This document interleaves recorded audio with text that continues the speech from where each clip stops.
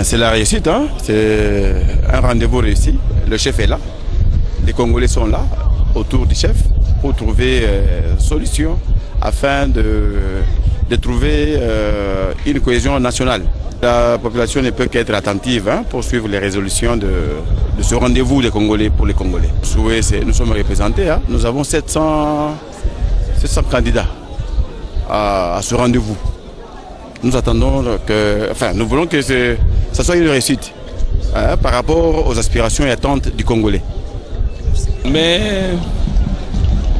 l'élection est toujours le meilleur parce que nous souhaitons que ces concertations puissent aller de l'avant.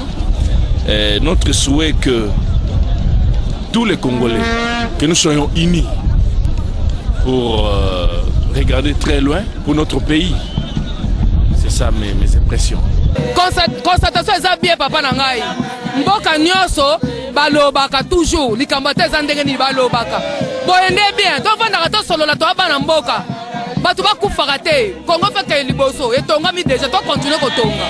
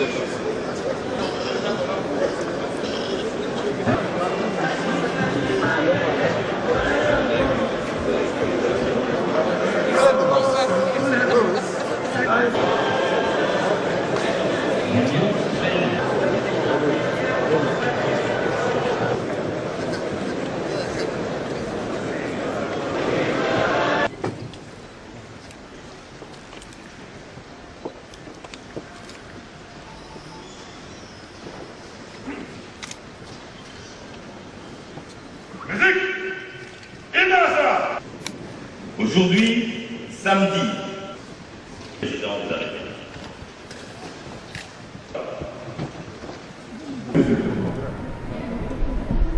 Sa 6009e 43e conférence.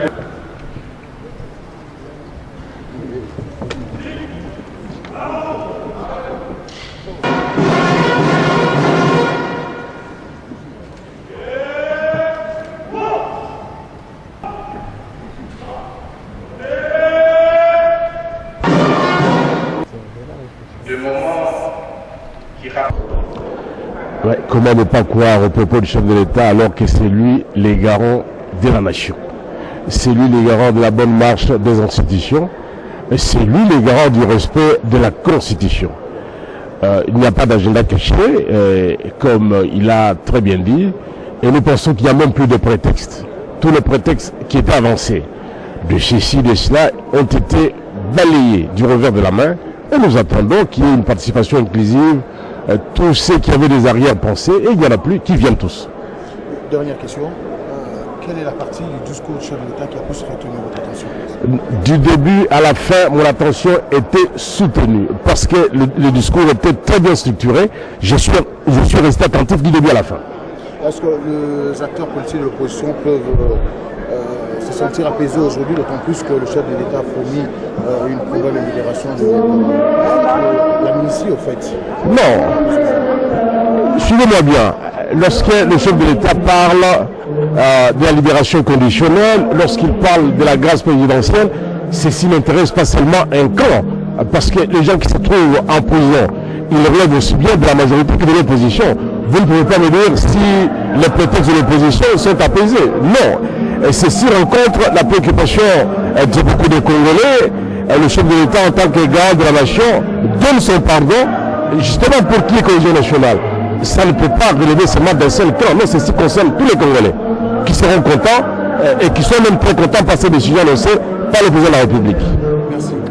Aujourd'hui, nous sommes très fiers. La diaspora est trop fière. Je dis bien la diaspora suisse que moi je représente et avec notre diaspora que nous sommes réunis ici en RDC, nous sommes très fiers de voir que le président de la République aujourd'hui n'a pas mâché le mot.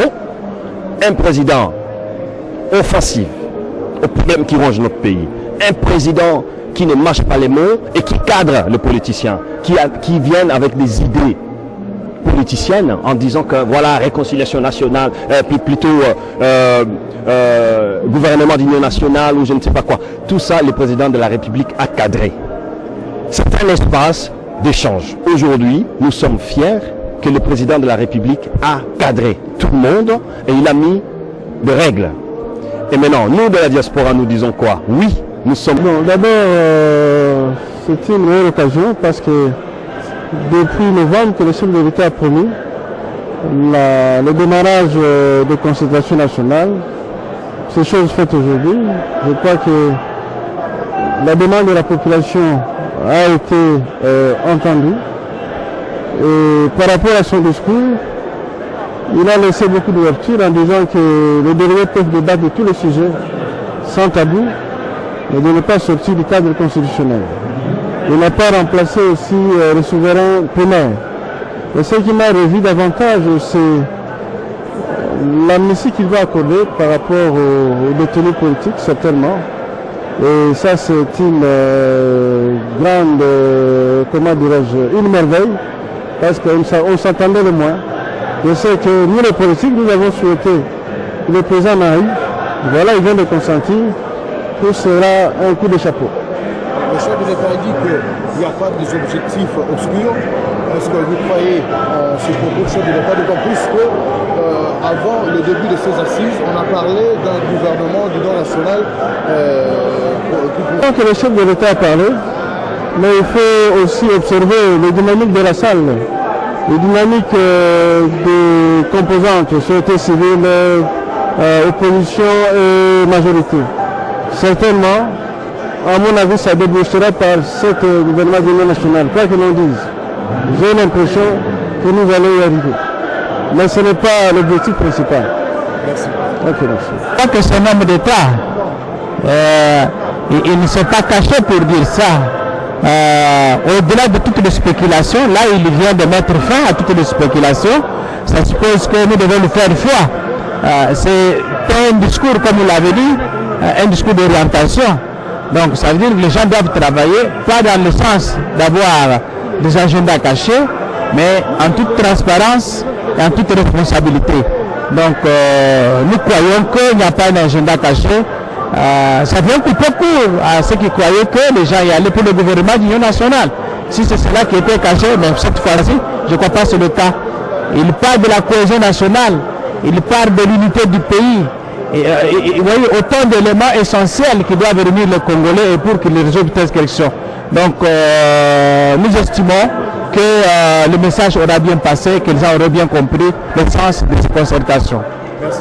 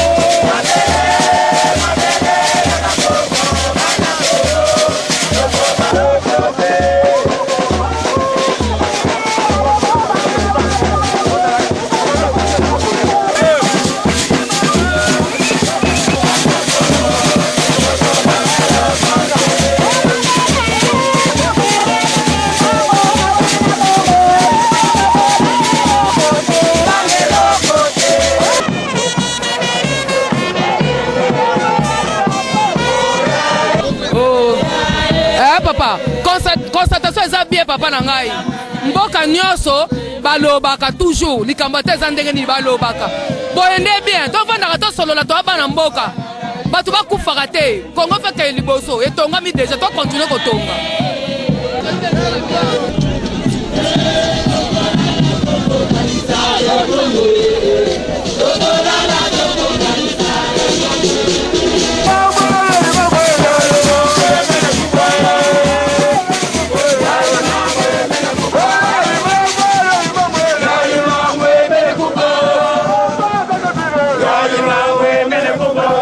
Donc merci beaucoup. Je suis le président de l'Union des étudiants du Maniema. C'est tous les étudiants du Maniema, c'est moi qui suis le représentant. Nous sommes venus saluer l'initiative prise par le chef de l'État parce qu'il avait une vision de faire l'ENI tous les enfants, les fils du pays pour pouvoir trouver des solutions à des problèmes qui se trouvent dans notre pays.